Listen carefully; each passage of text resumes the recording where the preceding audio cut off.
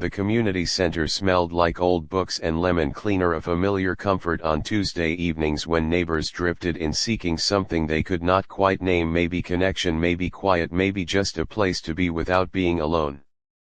An old man sat near the window, his violin case open beside him. He moved with a slowness that spoke of years, not weakness. His hands rested on his knees, fingers long and slightly bent like tree branches shaped by wind. He had come here every week for 2 years, not to perform but to remember the weight of wood and string in his hands, the way music used to live inside him before retirement, before silence became his companion. Across the room a young woman watched him. She had moved to this neighborhood 3 months ago after a breakup that left her apartment too quiet and her thoughts too loud. She came to the community center hoping to fill hours that stretched too long between work and sleep. She did not expect to find an old man with a violin or the strange pull she felt toward that worn brown case. She waited until others had left, until only a few people remained scattered in chairs talking softly about grocery prices and grandchildren. She walked over her steps, careful not wanting to startle him. "Excuse me," she said, her voice softer than she intended. He looked up, his eyes the color of weathered denim, crinkled at the corners when he smiled. "Yes," he said. "I heard you play sometimes," she continued. "I was wondering if you might play something tonight, just a short tune, nothing fancy." He studied her, not with suspicion but with curiosity. People did not often ask him to play anymore. Most assumed he was too old or too tired, or that his music belonged to another time. "What would you like to hear?" he asked. She shrugged. "I don't know, something real, something that means something to you." He nodded as if her answer mattered more than the request itself. He lifted the violin from its case, the wood gleaming under the fluorescent lights. He tucked it beneath his chin, the gesture so practiced it looked like breathing. He drew his bow across the strings, testing the sound. A single clear note hung in the air, then faded. This was not planned. He had not come tonight intending to play for anyone, but something in her request felt different, not like entertainment but like an invitation. The room around them carried its usual Tuesday sounds: a faucet dripping in the kitchen, 2 women laughing softly near the coffee pot, children's voices from the daycare room down the hall. But as he began to play, those sounds did not disappear, they simply made space. His fingers found their places on the fingerboard, muscle memory guiding them through a melody his grandfather had taught him 70 years ago in a kitchen filled with the smell of baking bread and wood smoke. The tune was a lullaby sung in Ladino, a language of Sephardic Jews scattered across continents by history and heartbreak. He had not played it aloud in decades, keeping it private like a letter never sent. The first phrase rose gentle and questioning, the second answered with warmth. The melody did not demand attention, it offered itself like a hand extended in friendship. The woman who had asked him to play stood frozen, her breath caught in her throat. She had expected something cheerful, a folk song maybe, or a simple classical piece, but this was different. This music carried weight, not sadness exactly, but depth, the kind that comes from generations of love and loss held carefully in a few simple notes.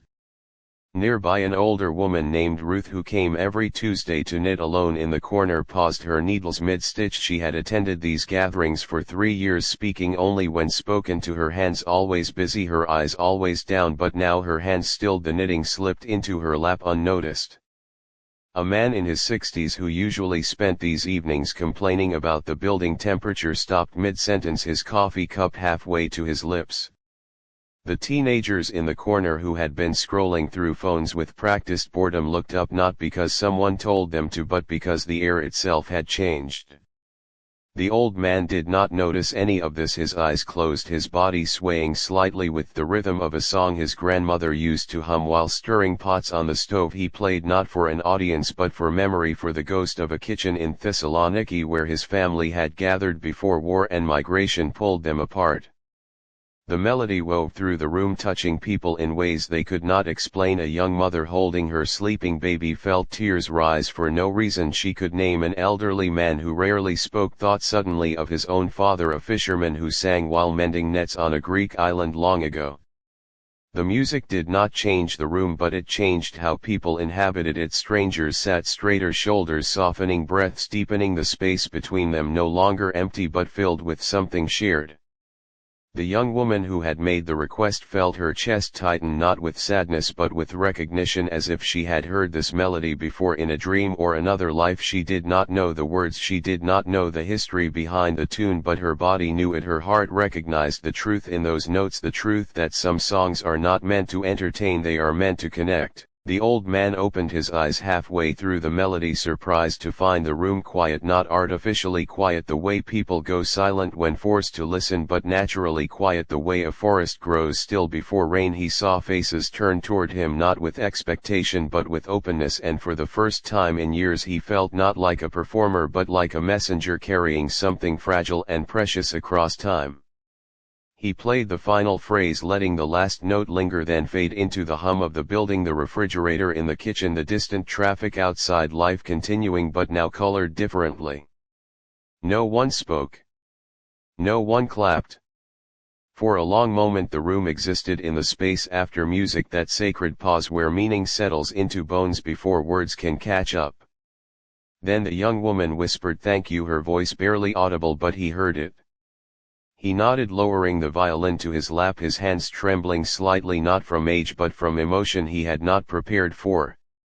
That simple request, a casual ask for a tune, had opened a door he thought long locked inside him, and as he looked around the room at faces softened by unexpected beauty, he wondered if music ever truly disappears, or if it only waits patiently for the right moment, the right hands, the right heart to call it back to life. The evening was not over. People would resume their conversations soon. The janitor would begin turning off lights, but something had shifted, something small and enormous all at once, a thread pulled taut between strangers who moments before had been simply bodies sharing a room. Now they were witnesses to the same quiet miracle, the knowledge that beauty still moves through the world, looking for hands willing to hold it and hearts willing to receive it. The old man looked at the young woman and saw not just a stranger who liked music but a keeper of space, someone who had made room for magic without knowing she was doing it, and in that moment he understood his job was not to preserve music in a museum of memory but to let it breathe again in rooms like this, among people like these who needed its reminder that we are never as alone as we sometimes feel. He began to pack his violin away slowly, not because he was finished but because some moments cannot be extended, they can only be honored by the care with which we leave them behind, carrying their echo into whatever comes next. The first note hung in the air like smoke from a candle just blown out. It did not shout, it did not demand attention, it simply existed, a clear, pure sound that seemed to slow time itself.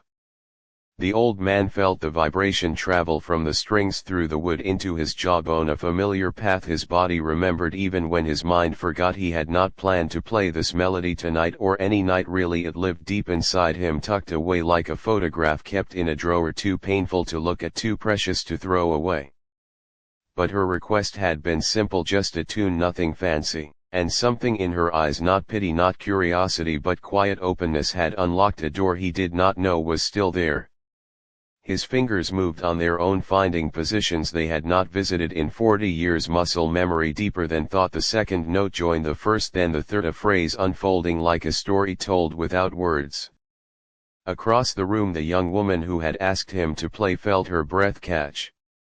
She had expected something pleasant, a folk dance, maybe a simple classical piece, something to fill the silence while people chatted and drank coffee. This was different. This melody carried weight, not the weight of sadness but the weight of history, of hands that had held this tune through hard times, of voices that had passed it down like a treasured object too fragile to drop. She did not know the language of the song, she did not know its name, but her body recognized it. Her shoulders softened, her hands which had been clenched at her sides without her noticing now rested open at her sides. Near the back of the room an older woman sat in her usual chair, the one closest to the wall where she could watch without being watched. She came every Tuesday for 3 years, always alone, always quiet, her hands busy with knitting needles clicking softly, a rhythm that matched her heartbeat. But now the clicking stopped.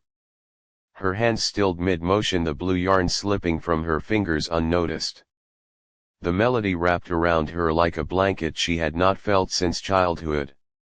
In her mind a kitchen appeared, steam rising from a pot on the stove, the smell of onions and cinnamon, a woman humming while stirring a wooden spoon, the same melody now floating from the old man's violin. She had not heard the song since she was 7 years old in a city by the sea where the streets smelled of salt and orange blossoms, where her mother sang while kneading dough, where her brother played a small violin badly but with joy. That city, that kitchen, that family had been scattered by events too large to hold in one person's heart. She had carried only fragments, memories that faded like photographs left in the sun, but this melody had not faded. It had been waiting. Tears filled her eyes, not from sadness but from recognition, the shock of finding something you believed lost forever. She did not move, she did not speak, she simply listened as the music wove through the room, touching others in ways they could not name. A man in his 60s who usually spent these evenings complaining about the building's temperature sat frozen, his coffee cup halfway to his lips, his mind suddenly filled with an image of his grandfather, a fisherman with rough hands who sang while mending nets on a dock, the same melody hummed under breath while fingers worked rope. He had not thought of that man in 20 years. A young mother holding her sleeping baby felt a warmth spread through her chest. She did not know why tears came, but they did, quiet tears that fell onto her child's blanket unnoticed. The teenagers in the corner who had been scrolling through phones with practiced boredom looked up, not because someone told them to but because the air itself had changed. The room felt different, charged with something real, something that could not be captured on a screen or shared with a like button. The old man played on, his eyes closed, his body swaying slightly with the rhythm. He was no longer in the community center with its fluorescent lights and scuffed floors. He was in his grandmother's kitchen, the walls yellow with age, the table crowded with aunts and uncles, his grandfather tuning a violin in the corner, the smell of baking bread and strong coffee filling the air. They had sung this lullaby to children to soothe them to sleep, to comfort them during storms, to remind them they were loved. The words came back to him not as language but as feeling. "Sleep, my dear one, the night is long but I am here." He had not sung those words aloud since his grandmother died. He had tucked the melody away, believing he was its last keeper, that when he died the song would die with him, a small quiet extinction no one would notice. But as he played he felt the room change, not dramatically, not with gasps or applause, but with a deepening, a softening, strangers breathing together in the same rhythm, bodies relaxing into chairs, hands finding other hands without thought. The music did not perform, it invited. It did not entertain, it connected. The old man opened his eyes halfway through the melody. He expected to see polite faces, people pretending to listen while thinking about tomorrow morning's schedule or what to cook for dinner. Instead he saw stillness. Faces turned toward him not with expectation but with openness, eyes glistening not with tears alone but with recognition, the look people get when they hear something that speaks directly to a part of them they had forgotten existed. His bow hand trembled slightly. He had played for audiences before, concert halls, university recitals, weddings, funerals. But he had never played for a room of strangers who listened like this, not as entertainment but as homecoming. The melody continued its gentle arc, rising then falling like a breath. And then something happened no one expected. From the back of the room a voice joined the violin. Thin at first, hesitant like a plant pushing through concrete after a long winter. The older woman who had been knitting stood slowly, her hands no longer holding needles but resting at her sides. Her voice carried the same melody but with different words, a harmony that fit perfectly with the violin line as if they had practiced together for years. She sang in Ladino, the same language the old man had learned from his grandfather, her accent different, older, carrying the dust of another century, another city, another life. Derm derm querido Ijico. Sleep, sleep, my dear little son. The old man faltered, his bow dipping for a moment before finding its place again. He had not heard that dialect since his grandmother died. He had not heard anyone sing those words since he was a child. He looked toward the voice, his heart pounding not with fear but with wonder. The woman stood tall despite her age, her eyes closed, her face lifted toward the ceiling as if offering the song upward. Others in the room stirred, not to record on phones, not to whisper to neighbors but to listen more deeply, to lean forward as if the melody might carry secrets meant only for those willing to hear. The young woman who had made the request felt her chest tighten with emotion she could not name. This was no longer just a tune. This was a conversation across time between two strangers who had never met yet shared a song neither knew the other possessed. The music continued, the violin and the voice weaving together separate threads becoming one fabric. The room held its breath. No one moved, no one spoke, no one reached for a phone. In that moment the community center was no longer a building with peeling paint and flickering lights. It became a vessel, a sacred space where something lost had been found, where memory stepped out of hiding and stood in plain sight. The old man played the final phrase of the verse, letting the notes hang in the air before beginning the next. He did not know what would happen next. He did not know this woman or her story. But he knew the song. And in that moment that was enough. The melody continued its gentle journey through the room, wrapping around hearts, loosening knots people did not know they carried. A man who had not spoken to his brother in 5 years thought of a childhood afternoon they had shared fishing by a river, both silent, both content. A woman who felt invisible most days felt seen, not by a person but by a song that said you belong, you are a part of something larger than yourself. The music did not solve problems, it did not erase loneliness or grief. But it reminded people they were not alone in carrying those things. That others had carried them too, across oceans, across generations, across silences that lasted decades. The second verse began softer now, the old man playing with more care, more intention, each note placed like a stone in a path meant to lead somewhere important. And the woman sang beside him, her voice gaining strength with each phrase. They were no longer two strangers in a community center. They were two branches of the same tree reaching toward the same sky. The young woman who had asked for a tune watched tears streaming down her face unnoticed. She had come here seeking distraction, something to fill empty hours. Instead she had stumbled into a moment of pure connection, a reminder that beauty still moves through the world, looking for hands willing to hold it, hearts willing to receive it. The melody continued, rising, falling, breathing. And in that simple Tuesday evening, in a plain room with folding chairs and weak coffee, something extraordinary happened. Not because anyone planned it, not because anyone expected it, but because one person asked kindly. And another answered with truth. And in between them a song waited patiently for its moment to live again. The old man lowered his bow slowly, the last note fading into the hum of the room. He looked toward the woman who had sung, her hands now resting at her sides, her eyes still closed as if listening to an echo only she could hear. For a long moment no one moved. The air itself seemed to hold still, waiting. Then she opened her eyes and looked at him, not with surprise, not with embarrassment, but with a quiet recognition, as if she had been expecting this moment for decades without knowing it. "You have his hands," she said, her voice soft but clear, carrying across the quiet room. The old man did not understand at first. "Whose hands?" he asked. "My brother's hands," she said, taking a slow step forward, her body moving with the careful grace of someone who has learned to carry weight without showing it. He played too, a small violin with a crack in the back from when he dropped it running through the market. "He never let anyone fix it," said. The crack gave the wood character.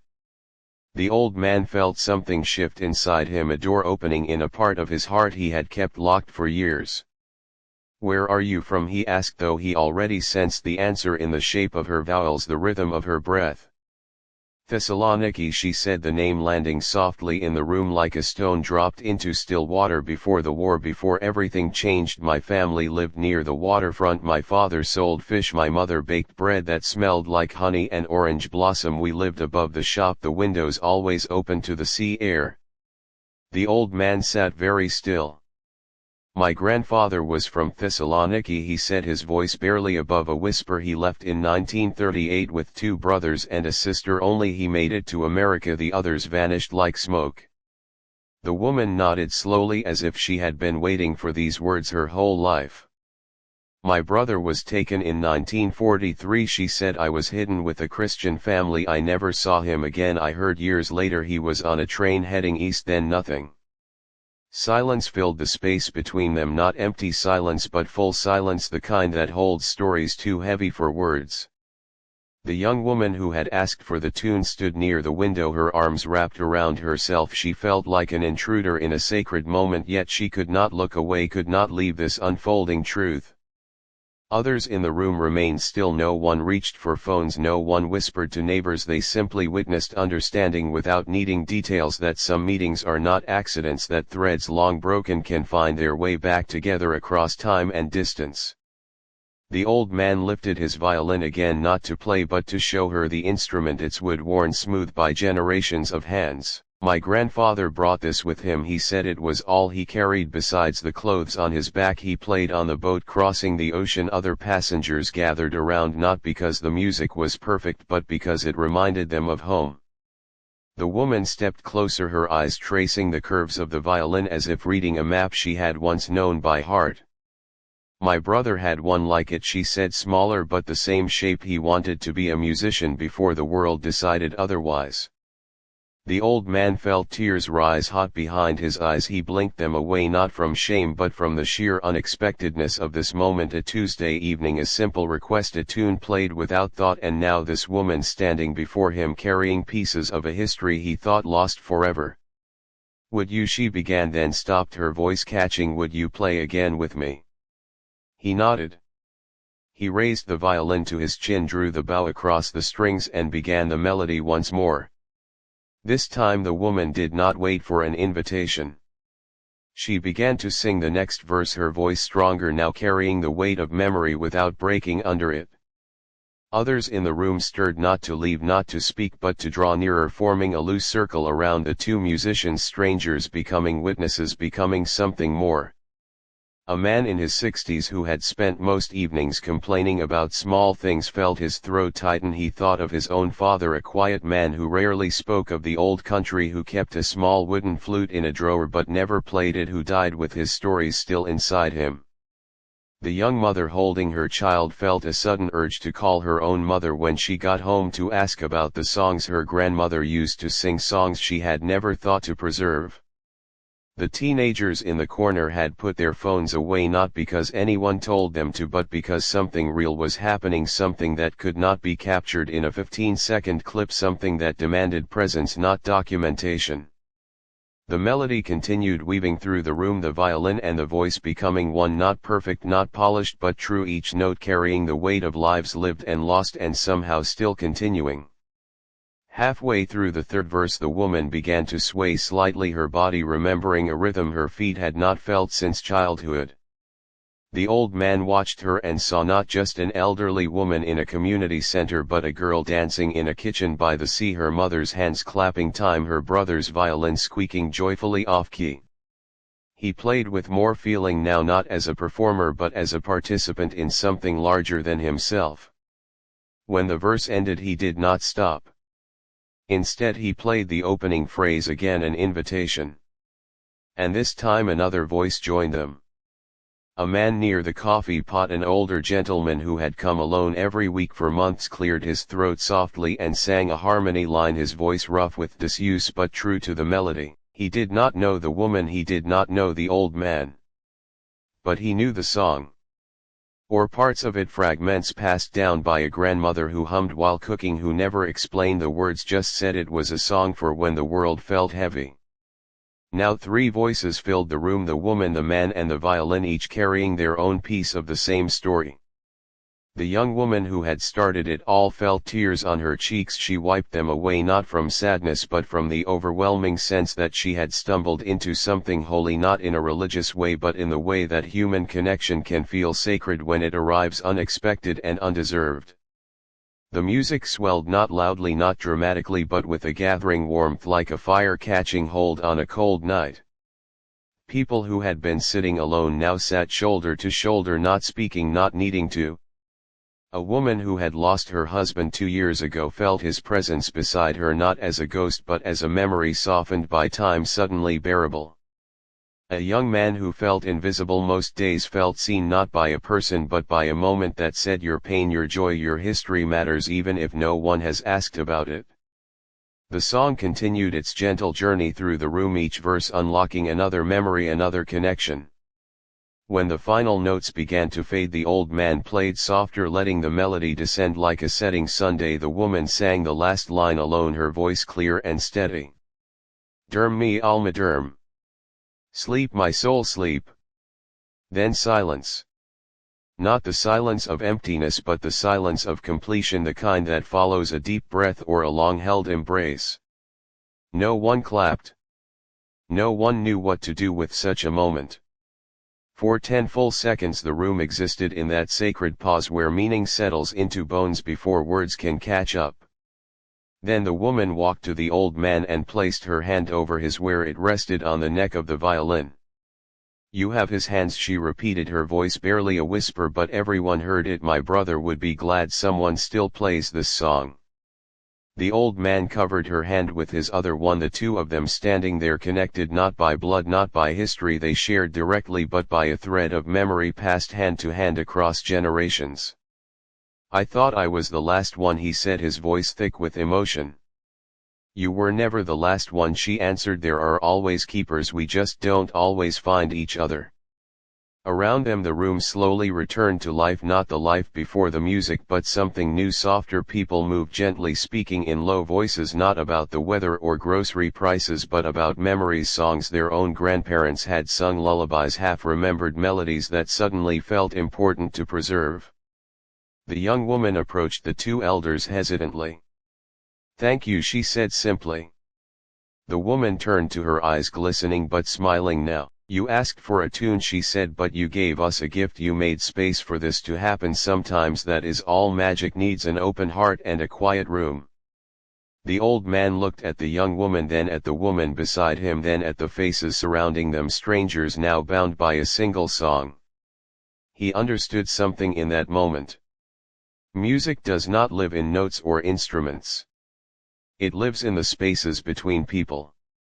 In the courage to ask. In the willingness to answer.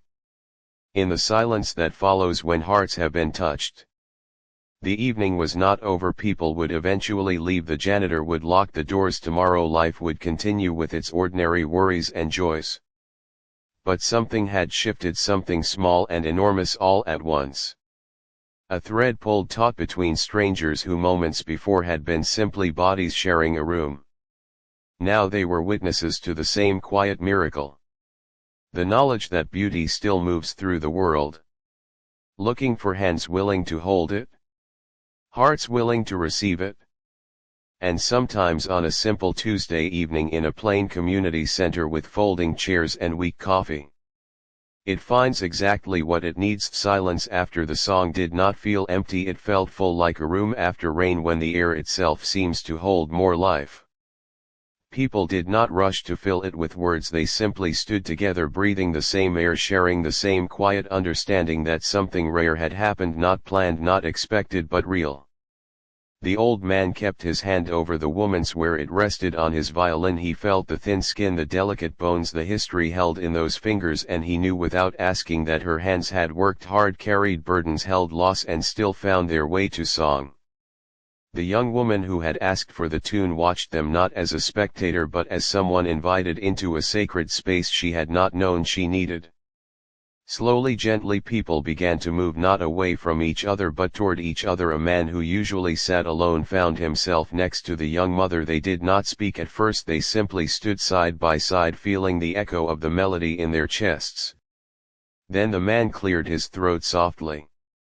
My grandmother used to hum that tune, he said, his voice rough with disuse but warm. She never knew the words, just the melody. She said it was a song her mother sang when the world felt too heavy.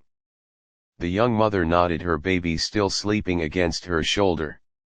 My great-grandmother was from Thessaloniki too, she said. I have a photograph of her standing by the sea. She looks so young, so full of life. I never knew, she sang.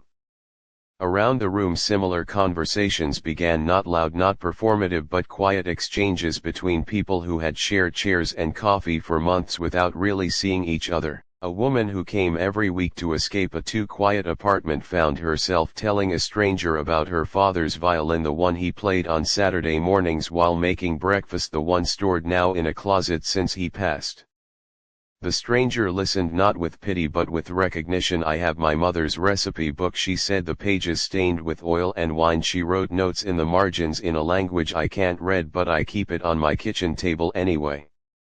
This was the magic of the moment. It did not solve problems, it did not erase loneliness or grief, but it reminded people they carried pieces of beauty worth sharing, pieces others might recognize, pieces that could connect them across differences of age, background, experience. The old man finally lowered his violin. He did not pack it away, not yet, the moment was not finished. "Would you like to hear the rest of it?" he asked the woman who had sung with him. She nodded. "Yes, please." He raised the instrument again, but this time he did not play alone. As he drew the bow across the strings, the woman began to sing the next verse, her voice stronger now, carrying the weight of memory without breaking. And something unexpected happened. Others joined, not all at once, not with confidence but tentatively, a hum here, a whispered phrase there. People who did not know the words found themselves making sounds that fit the melody, their voices weaving together like threads in a tapestry none of them could have woven alone. The teenagers in the corner, who had arrived bored and restless, now sat forward, their phones forgotten on the table between them. One of them, a girl with dark hair pulled into a messy bun, began to sway slightly, her body responding to a rhythm she had never heard before but somehow knew. Her friend, a boy with headphones usually dangling around his neck, watched her, then closed his eyes and listened, really listened for the first time all evening.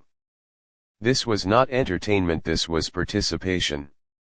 The melody continued its gentle journey through the room, each note unlocking something in those who heard it, a memory, a feeling, a connection to something larger than themselves. When the verse ended, the old man did not stop. He played the opening phrase again, an invitation. And this time the circle widened. A man who had lost his wife the previous winter found himself singing a harmony line, his voice shaky at first, then steadying as if the song itself was holding him up. A woman who worked nights as a nurse and days caring for her aging mother felt tears fall freely for the first time in months, not tears of sadness but of release, the song giving her permission to feel what she had been too busy to feel. The young woman who had started it all stood near the window watching the scene unfold. She thought of her own grandmother who had passed 2 years ago, who had sung lullabies in a language the young woman never learned, who had stories tucked away in silence. She made a silent promise to herself to call her mother tomorrow, to ask about those songs, to record them, to learn the words before they vanished forever. The music swelled, not loudly, not dramatically, but with a gathering warmth, like hands reaching for each other in the dark, finding connection without needing to see.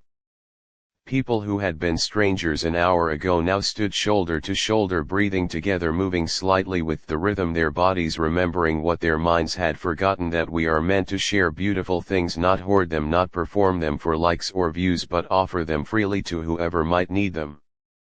The old man played with his eyes closed, feeling not like a performer but like a vessel, something moving through him, not from him. The melody, older than he was, older than his grandfather, older than the city by the sea where it was born. It had survived wars, migrations, silences, and now it lived again in this plain room with its scuffed floors and flickering lights.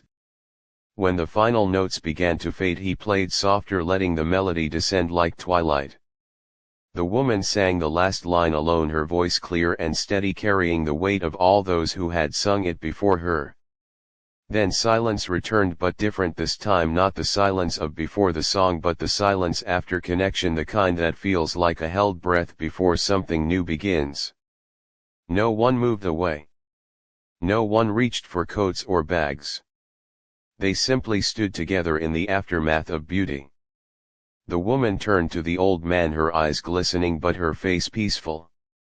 "Thank you," she said. "You gave the song a home tonight. It has been wandering for so long." He shook his head gently. "No," he said, "you gave it a voice. I only held the instrument." Around them people began to speak, not about the song itself but about what it stirred in them. A man talked about his father's hands, rough from factory work but gentle when tuning his guitar. A woman shared how her mother sang while hanging laundry, the rhythm of the clothespins keeping time with the melody.